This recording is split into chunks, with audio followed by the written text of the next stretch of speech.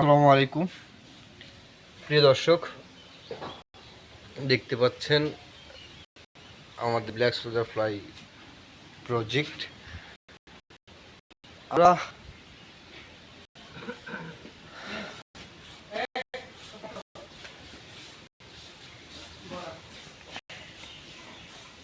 এই যে দেখেন আরেকটা জিনিস আপনাদের দেখাই। আমাদের সম্মানিত সেলিম ভাই ব্ল্যাক সোলজার ফ্লাই লার্ভার জন্য খাবার প্রস্তুত করছে। এই যে দেখতে পাচ্ছেন খাসি, আস্ত একটা খাসি। এরকম আমরা মাঝে মধ্যে ব্ল্যাক সোলজার ফ্লাই লার্ভাকে খাসি দিই। মাসে 7-8টা খাসি পাওয়া যায় দেওয়ার মতো। এরপর এমনও হয় যে প্রতি মাস বললে ভুল হবে, 2-1 মাস পর পর 2-1টা করে গরু পাওয়া যায়। এগুলো আমরা ব্ল্যাক সোলজার ফ্লাই লার্ভার খাবার হিসেবে দিয়ে থাকি। দেখেন সেলিম ভাই একেবারে সুন্দরভাবে খাসিটাকে কাটছে। এটা আমরা ব্ল্যাক সোলজার ফ্লাই লার্ভার জন্য ব্যবহার করব। ওই যে দেখতে পাচ্ছেন হাউস, ওইটা। আর এই পাশে তো হাউসগুলো দেখালাম।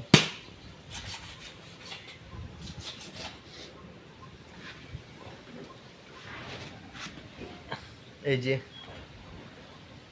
এই হাউজে দেয়া যাবে।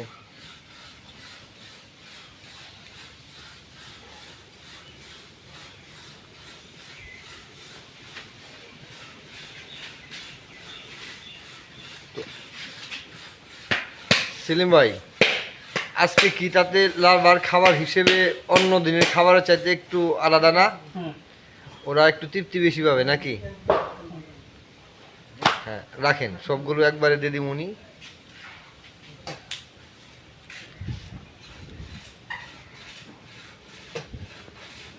এই খাসিটা যে আমরা 5-6 দিন দেই মাসে, এটা কিন্তু মানে আপনার ধরুন গিয়ে যে লার্ভাগুলো পায়, সব লার্ভা তো আর এরকম পায় না। যে লার্ভাগুলো পায় ওই লার্ভাগুলো মনে হয় একটা বাড়তি তৃপ্তি আসে না, মানে ভালো মানের একটা খাবার পাচ্ছে। খাসির যে মাংসের দাম সেলিম ভাই, এইগুলা যে আমরা দিতেছি, চিন্তা করে দেখেন।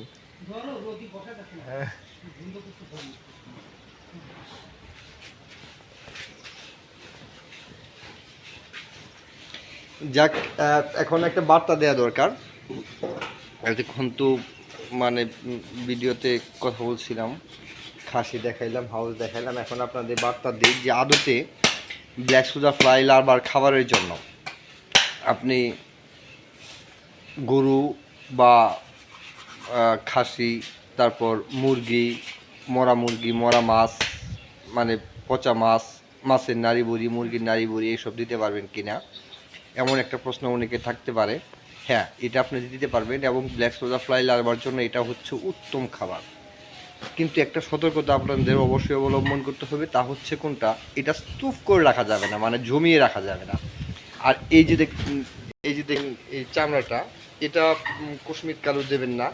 যদি এমনটা ভাবেন যে না এর সাথে অনেক মাংস আছে, এইগুলো দিয়ে দিই, হ্যাঁ, তাহলে সেটা ভুল হবে এই কারণে যে পরবর্তী সময় গিয়ে প্রচুর পরিমাণ লুম থেকে যাবে। এই লুমগুলো থেকে লার্ভাগুলো আলাদা করতে গেলে আপনাকে ব্যাক পোহাতে হবে। আর এই এই ঝামেলাটা না নেওয়াই সবচেয়ে ভালো। আমরা নিই না এরকম, মানে মুরগির যেগুলো আছে, মুরগির পাখনা, এই জাতীয় জিনিসগুলো আপনারা দেবেন না। মুরগির নাড়ি বুড়িটা দিবেন। মুরগির নাড়ি বুড়ি ব্ল্যাক সোলজার ফ্লাইয়ের জন্য খুব ভালো একটা খাবার, বিশেষ করে মাতৃপোকার জন্য। এখানে দেখেন, আপনি হাউসটা দেখায়, এখানে কিন্তু আমরা সবজি দিয়েছি, সবজি দিইনি এমন না। এখানে প্রচুর পরিমাণে আম দেখতে পাচ্ছেন। এই হাউসটাতে আমরা আম দিয়েছি। আবার এই যে দেখেন, এগুলো কিন্তু মূলত নাড়ি বুড়ি দেওয়া হয়েছিল। নাড়ি বুড়ি খাওয়ার পরে শুধুমাত্র থেকে যাবে এই যে এরকম পলিথিনের মতো অংশটুকু থেকে যাবে। নাড়ি বুড়ি দিতে পারবেন, কিন্তু একটা জিনিস আপনারা দেখেন যে এখানে আমরা পাখনা সহ নাড়ি বুড়ি যেটা, সেটা কিন্তু দিই নেই। পাখনা সহ নাড়ি বুড়ি দিই নেই এই কারণে যে পাখনা সহ নাড়ি বুড়ি দিলে মানে মুরগিটাকে, মুরগির যে আপনার ছাল, যেটা ওই ছিলি বিক্রি করে অনেক সময় অনেকে এটা পুরোটাই নিয়ে আসে, কিংবা আপনার পাখনা সহ নিয়ে এসে হাউজে দেয়। এটা করলে হয় কি যে আপনার পরবর্তী সময় গিয়ে লার্ভাগুলো যখন আপনি বাছাই করতে যাবেন তখন একটা ঝামেলার মধ্যে পড়তে হবে। আর যদি পাখনা না দেন তাহলে কোনো ঝামেলা নাই। দেখেন যে এই যে নারী বড়িটা, এটা কিন্তু আপনার একেবারে মোটেও ঝামেলার কিছু না। আপনি এভাবে তুলে ফেললেই শেষ, এখানে থেকেও যাবে না, কিচ্ছু না। আপনাদের আমি দেখাই, এই যে দেখেন এখানে আপনি লার্ভা কয়টা দেখতে পাচ্ছেন, লার্ভা নাই, অর্থাৎ খাওয়ার পরে এরকম হয়ে যাবে। আপনি এটাকে সহজে আলাদা করে ফেলতে পারবেন, আলাদা করলে দেখেন পরিষ্কার হয়ে যাচ্ছে।